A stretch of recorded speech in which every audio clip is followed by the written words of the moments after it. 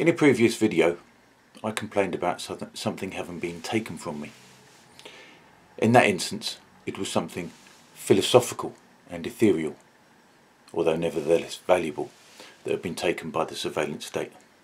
And that something was anonymity. A few nights ago, however, something very much less valuable, but very much more tangible, was also taken from me. And the surveillance state had a controlling hand in it. I was travelling at night on the motorway. I was on a mission of mercy, so I hadn't fitted my no to ANPR plates, in case you're wondering, in my 20-year-old Jaguar, when I began to notice that something was wrong. I realised at once, in the way that people that know their cars, that something was serious. Down on power, with attendant noises that suggested severe mechanical trouble, along with the wisp of smoke visible in the headlights of following cars. I pulled over to the inside lane, put the hazards on, and saw a sign, services 1 mile. I aimed for them, but came up short by less than half a mile. Just as the low coolant light came on, I admitted defeat and pulled off the carriageway as far as I could. I was straight on the phone to my breakdown service, which, if anyone in the UK is interested, is the one with royal connotations. In line with official advice, I didn't stay in the car, but got out and walked some way up the bank, whilst I continued on the phone to the breakdown service, who weren't answering.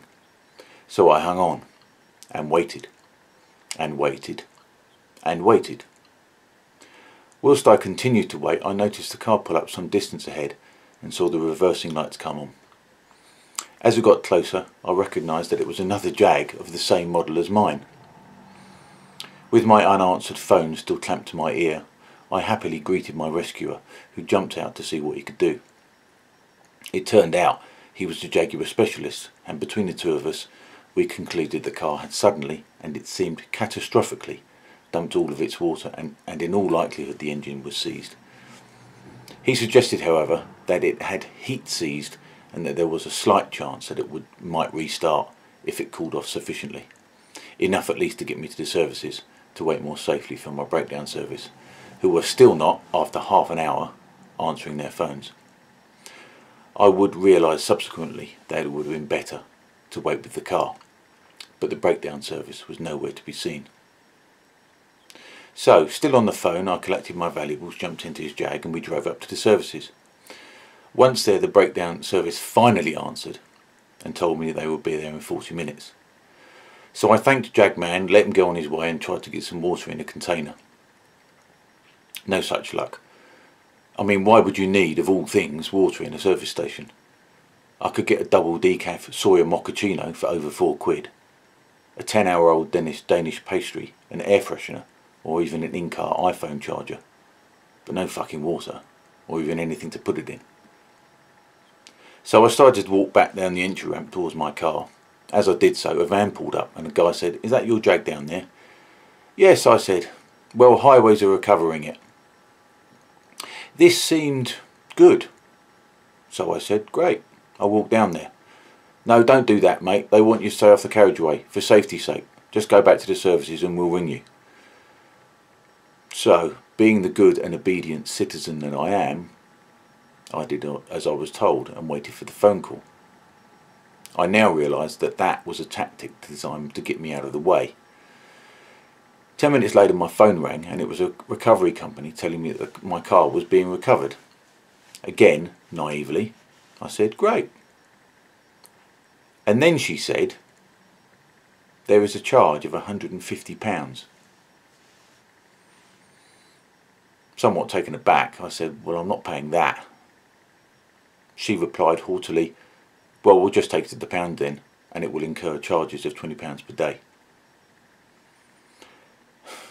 Then I said fuck off, ended the call, called my breakdown service, who again weren't answering, and walked as quickly as possible back to my car. Again, I didn't make it and saw the recovery truck sail past with my car still on the back of it. So with an about turn, and still on the phone to my elusive breakdown service, I headed back towards the services, where I happened to know the recovery firm's pound is located. When I got back to the services, I saw that they had unloaded my car into their pound and the recovery truck was still blocking the entrance. Still on the phone, I walked past the driver who tried to block my path. At this point I was not in the best of moods and snarled at him to stand aside, which he did. I opened the door and discovered that the key was missing, so I demanded that the driver give it back to me. As I advanced upon him, I must have cut quite a threatening and dangerous looking figure, as he literally ran away, saying he was going to find a policeman.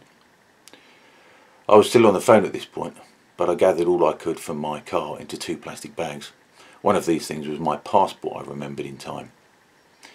He did come back with a policeman who I have to say was very sympathetic to my plight, which surprised me because of my very obvious and visible fury, and made a call to highways trying to get the charge deducted. And it was only after I had spoken to the copper that I realised how the train of events had unfolded. The key thing that I didn't appreciate was the intervention of highways. Now, when the guy in the van told me highways were recovering the car, I didn't realise the significance of that. Highways, to anyone who doesn't know, are the government authority who are in charge of a lot of the safety aspects of the public highways. Their patrol cars look the same as police cars, but they are not the police. They don't have the power of arrest, for instance, and are lower in rank, say, than firemen or ambulance crews. However, as a government-backed agency, they do have some statutory powers. It seems that if they deem a vehicle to be causing obstruction, a distraction, or is any way a danger, they have the power to have it removed. Now, I know that my breakdown service uses a particular firm that is local to me for that portion of the motorway, so I was not expecting an RAC recovery truck, such as you see in the television adverts, to turn up. But when the guy said it was highways and not the RAC, I didn't think anything of it. But the distinction is crucial. Once the highways agency had deemed my car to be a hazard, which it wasn't, their authority overruled any obligation the RAC had to recover my car. So the RAC job goes dead. So what happens at this point is that instead of the RAC being obligated to assist me, my vehicle then becomes a liability, which is my responsibility to remove. Since I am unable to fill that responsibility, the highways agency assumes the responsibility, and then I am liable to pay anything they see fit. In this case, £150. But if that wasn't bad enough, there's a further sting in the tail. Initially I was thinking that I could just refuse to pay. The Jag was toast. It wasn't worth a lot anyway, and at least I could have had the satisfaction of telling them to go and fuck themselves.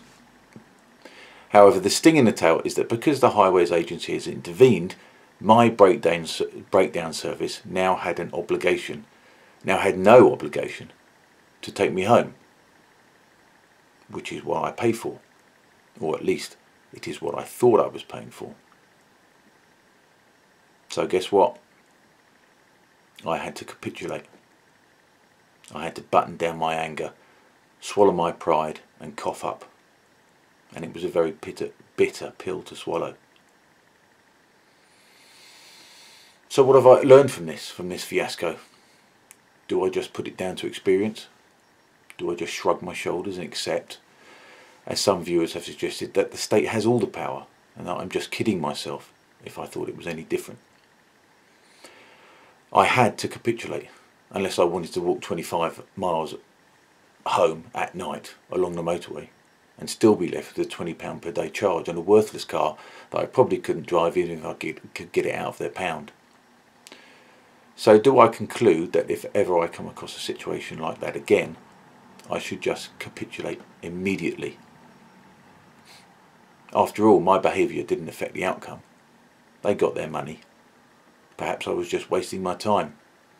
If I'd just coughed up immediately, I might have been home at 10 rather than at 2 in the morning. I might have saved 4 hours of my life that I'll never get back. The cost-benefit analysis would say I should. Should I have? No. Absolutely no. You see, my protest didn't help me personally. I got angry I was stubborn. I made it plain that I did not want to comply. I challenged the fairness and the justice of the situation. Admittedly, I haven't challenged it in the courts, for instance, and the fact that I only challenged it at midnight on the side of a motorway is not much. It's not much at all, particularly that I had to concede. But it's not nothing either. And not only is that not nothing, it is far, far better than what most of us do most of the time when confronted with seemingly obvious, overwhelming power. And something, however small, is always better than nothing. And having to capitulate after so much protest was hard to stomach. It made the defeat all the more painful. But that doesn't mean that I shouldn't have protested in the first place. I would say that this is the most important lesson here. I believe that it has taught me that there will be defeats, and that I must bear those defeats. And I was defeated, but although the defeat was never really in doubt, if I had done nothing, I think I would have felt worse. I had a similar situation several years ago when I had my car clamped. It was perfectly legal, since it was backed up by the law, and thence the state, and it was also perfectly unfair and unjust. It was by a pair of goons, one a normal weedy looking bloke who put the clamp on while I was in the post office, and one 6'5", 25 stone brick shithouse who looked like he'd just got out of a 5-stretch for assault and battery. I came back and the car was clamped, and they wouldn't, of course, unlock it unless I paid them 50 quid. Again I protested volubly and stridently, and I got right up into the big guy's face, inches away from him. He knew I couldn't make him take the clamp off. Equally, I knew that despite how big he was, I could say whatever I wanted and that he couldn't touch me. Anyway, this went on for a while. Eventually I got picked up and retreated, still not having paid them. And I thought of everything I could do not to have to pay them. And now we were without a car, and I was getting pressure from my wife to pay up. For 3 days this went on. Eventually I became resigned to the fact that I would probably have to pay up. But when I got back there, they had removed the clamp. You see, I reckon they only had one clamp. £50 for 10 minutes work is a pretty good deal for them. £50 for 3 days ain't quite so good. So although my protest at the time seemed useless, in the end it wasn't. So are there any other lessons to be learned here? There were a few. The first lessons are the lessons that they want you to learn. The most obvious and the most innocuous of these is, unsurprisingly, stay with the bloody car. The second is, don't try to be useful. Don't try to fix things. Put your brain in neutral, because you'll not be needing it. Fuck.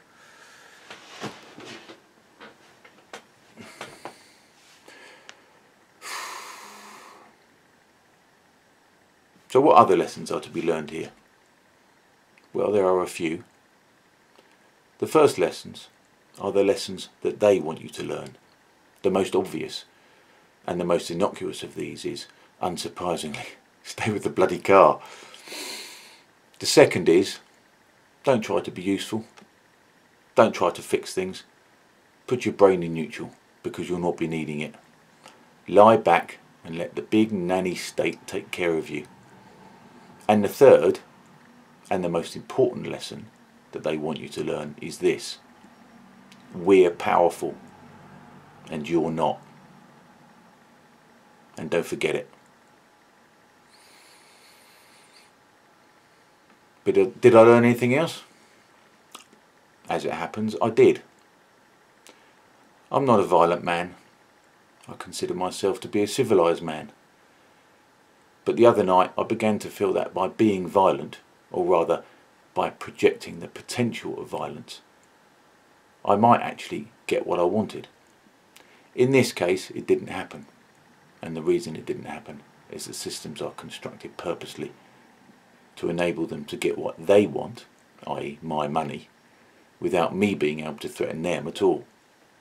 It's a win-win situation for them, and they're banking on the fact that I will prefer to lose by meekly accepting their terms, lose big by protesting, thereby prolonging the agony and perhaps saddling myself with extra charges, or lose really big by turning that potential violence into real violence and get sent to jail. So what I learned was that although it is pointless to use the threat of violence against the state, my power of intimidation, unfortunately directed at the probably equally powerless recovery driver, had something to it. Having always considered myself to be primarily a civilised man, I now realise that I've been neglecting the potentially violent man that resides in all of us. That's how Peterson's harmless man gets the upper hand. Of course, violence needs to be controlled, and I did control it. But being harmless is not better than being violent. And in fact, it can be worse. So where does the surveillance state come into this? Well, when I broke down, in the gloom I could see two poles some way behind me. They looked as if they had cameras on them. I have absolutely no doubt that they could see me, and that they could see when I got into the other guy's Jag, and that they knew for sure that he had dropped me at the services. They knew where I was, and they must have known that I had not abandoned the car.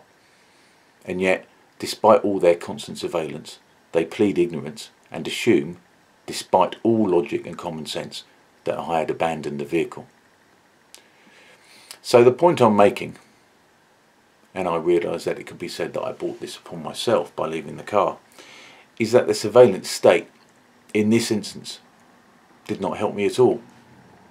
It could have used its all-seeing eyes to assist a motorist, a citizen in need. But it didn't. It was authoritarian. And it was bullying. And it bulldozed me.